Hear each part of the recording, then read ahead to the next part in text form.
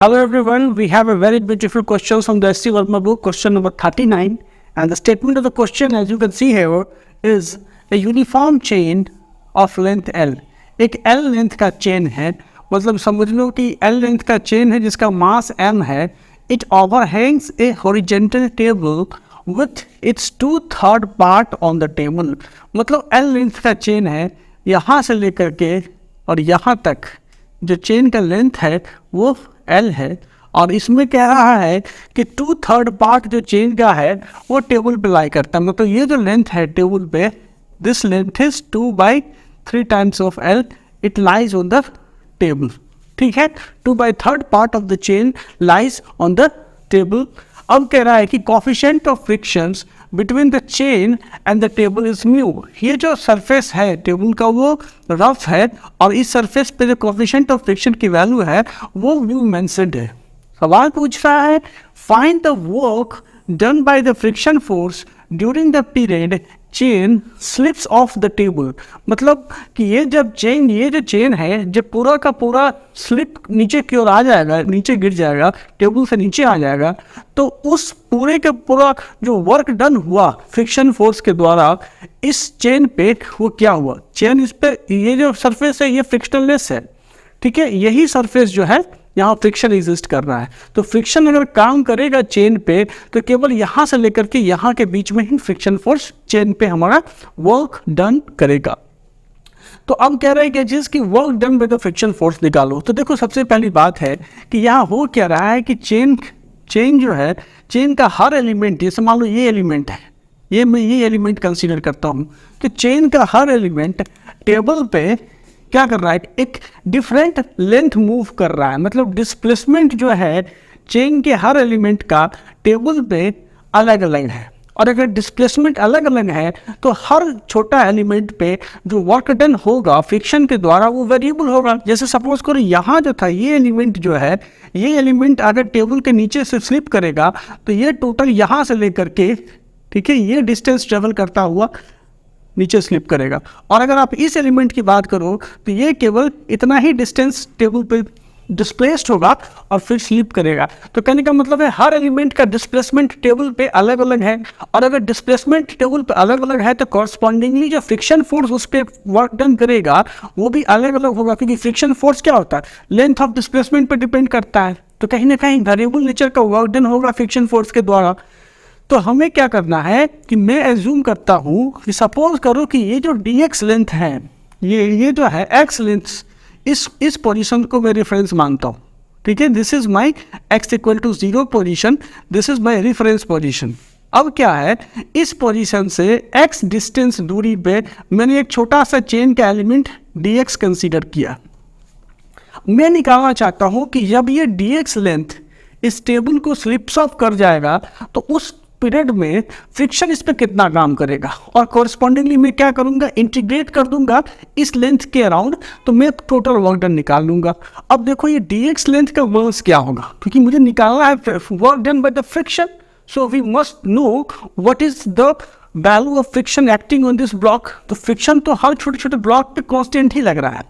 Friction force की value क्या होगी, जैसे मान लो dx लेंथ का मेरा ये जो चेन है वो dx लेंथ मैंने यहाँ कंसीडर किया जो लोकेटेड है at a distance x away from my reference line.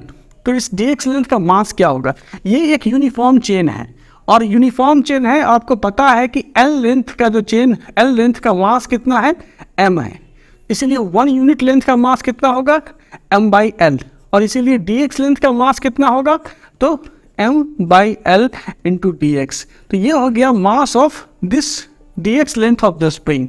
अब बताओ कि फ्रिक्शन फोर्स इस dx लेंथ पर कितना एक्ट करेगा. तो फ्रिक्शन फोर्स जो होता है Fr की वैल्यू क्या होती है, mu times of normal reaction force n, और n की वैल्यू क्या हो जाती है, तो म्यू टाइम्स ऑफ मास, जो ये वैल्यू जो मास की आ रही है, सो मतलब m/L dx ये मास की वैल्यू हो गई इंटू g.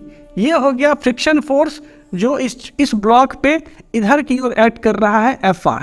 ठीक है, तो फ्रिक्शन फोर्स की वैल्यू निकल के आ गई. अब ये जो ब्लॉक है ये जब टेबल से स्लिप्स ऑफ करेगा तो डिस्प्लेसमेंट कितना होगा, इसका x डिस्प्लेसमेंट होगा.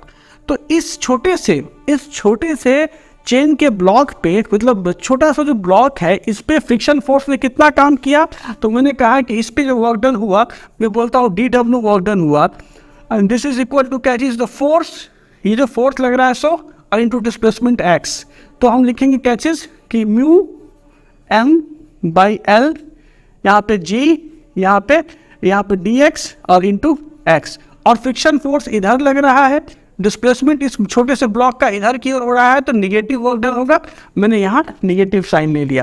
तो ये हुआ catch is work done by the friction force on the incremental length dx of the chain. अब मैं क्या करूंगा कि total work done while the chain slips of the table, total work done by the friction, total work done by the friction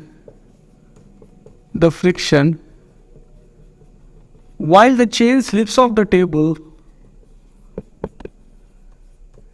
chain slips off the table, and this is equal to integral of, ये जो DW work done हुआ so minus mu m by L G x D x, और ये जो integration मैं कर रहा हूँ इस इंटीग्रेशन का लिमिट कहाँ से कहाँ होगा, तो देखो अगर ये लेंथ जो है यहाँ, अगर मान लो ये जो छोटा सा ब्लॉक होता तो ये कितना है, इसको नीचे जाने में डिस्प्लेसमेंट कितना होगा, 0, ठीक है, क्योंकि एकदम टेबल के पास है, x इक्वल टू 0 पे, ये जो रिंग है वो x इक्वल टू 0 पे है, तो इसलिए अगर अब मैं वर्क डन टोटल कैलकुलेट करूँगा तो मेरा लिमिट यहाँ पे x इक्वल टू 0 से, और ये जो लेंथ है ये इसका कितना, ये कितना डिस्प्लेस होगा, तो ये 2l/3 डिस्प्लेस होगा, तो ये हो जाएगा 2l/3, this will be the total work done. मैं इसको निकाल रहा हूँ इंटीग्रेशन में, तो ये क्या हो जाएगा minus m by L mu g, और ये integral of 0 2l/3 x dx। जब मैं इसको सॉल्व करूँगा तो minus m by L mu g, ये हो जाएगा x स्क्वायर बाई 2 और 0 2l/3। जब ये करोगे सॉल्व इसको तो ये क्या हो जाएगा m by L mu J 4l square by 9 into 2 18, ठीक है, और इसकी वैल्यू तो यार 0 पुट हो जाएगी।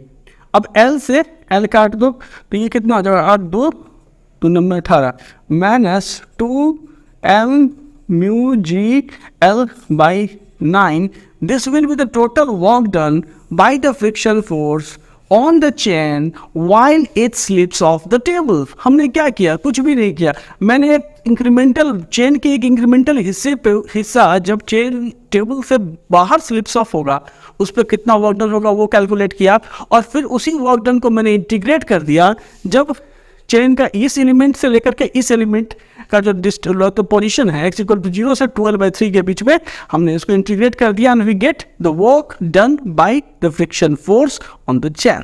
Thank you very much.